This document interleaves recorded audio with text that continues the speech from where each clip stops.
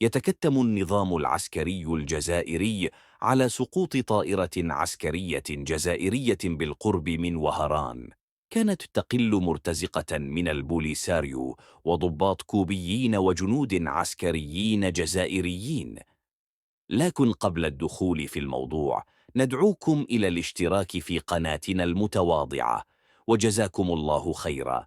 وبحسب مصادر جد مطلعة، فإن الطائرة العسكرية هي من صنع إليوشن، روسية الصنع، وكان على متنها حوالي 157 راكبا، أغلبهم عساكر، تختلف رتبهم العسكرية كما تختلف جنسياتهم.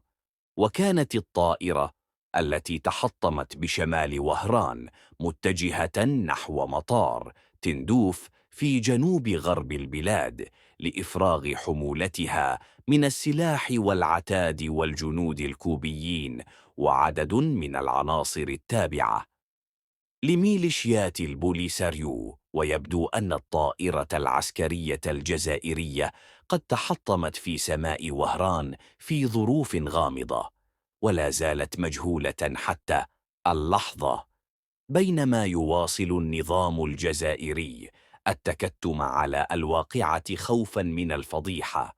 وتتصدر الجزائر دول العالم في معدل تحطم الطائرات العسكرية، حيث سبق لطائرات عسكرية روسية الصنع أن تحطمت وسط السكان وبالقرب من المدن الجزائرية. والسبب حسب خبراء في المجال أن الجزائر تقتني عتادها العسكري من بقايا خردة الاتحاد السوفياتي. والسلام عليكم ورحمة الله وبركاته.